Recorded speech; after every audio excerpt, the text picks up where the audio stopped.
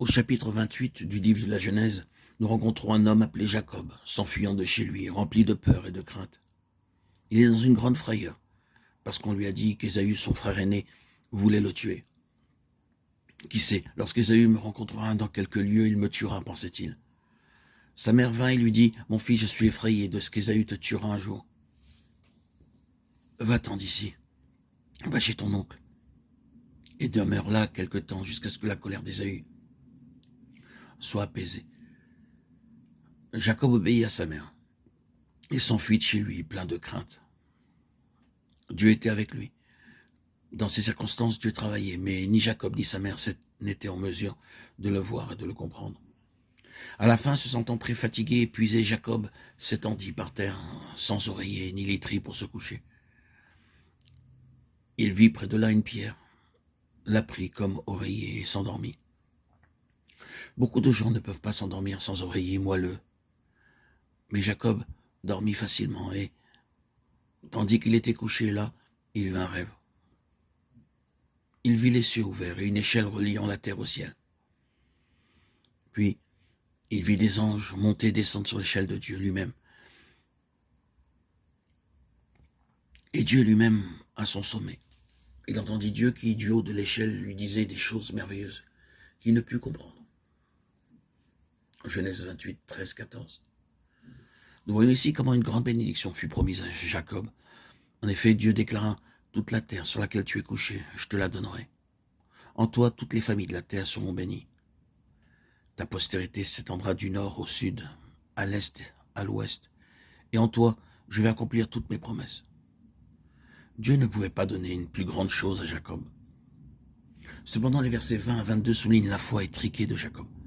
Après les grandes promesses de Dieu, Jacob dit, « Si Dieu me donne du pain à manger et des vêtements, s'il me protège et me ramène chez moi dans la paix, je lui donnerai la dîme de tout ce qu'il me donnera. » Oui, c'est de cette manière qu'il croyait aux promesses de Dieu. Il avait vu les cieux ouverts, il avait vu l'échelle appuyée sur la terre, le sommet touchant le ciel. Il avait vu les anges monter et descendre par cette échelle. Et Dieu au sommet, déclarant, « Je te donnerai tout. Comme la poussière de la terre, ta semence sera multipliée. Je ne t'abandonnerai pas jusqu'à ce que j'ai accompli toutes mes promesses envers toi. » Quelle fut la réponse de Jacob? « Ô Dieu, donne-moi seulement du pain et le vêtement et je te serai reconnaissant. » La foi de Jacob était incapable de s'élever au-dessus de 8 onces de riz par jour ou de ce qu'il avait à manger.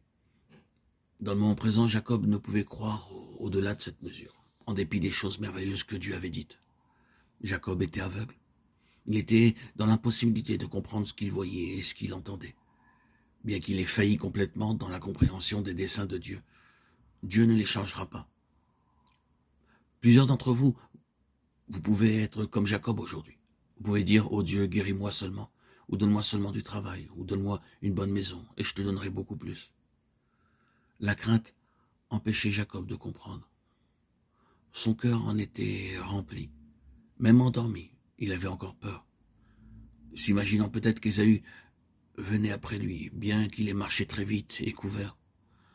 Ce jour-là, une grande distance. La peur le rendait incapable de saisir les paroles de Dieu. Ainsi, Dieu a dû commencer à travailler dans la vie de Jacob, jusqu'à ce qu'il comprenne ce qu'il avait dit. Aussi longtemps qu'il y a de la crainte dans nos cœurs, ce que Dieu dit nous est inaccessible. À tout moment, le diable introduira dans nos cœurs toutes sortes de frayeurs, et par la crainte, nous serons empêchés de comprendre les plans et les desseins de Dieu. Jacob avait à apprendre beaucoup de dures leçons avant de connaître le dessein de Dieu. Être délivré de la peur lui demanda 20 ans. Ne disons cependant pas, puisque Jacob a mis 20 ans à apprendre la leçon, moi j'attendrai aussi 20 ans. Nous avons l'amour de Christ répandu dans nos cœurs, et le Saint-Esprit nous enseigne toutes choses. Aussi nous pouvons en être entièrement et immédiatement libérés.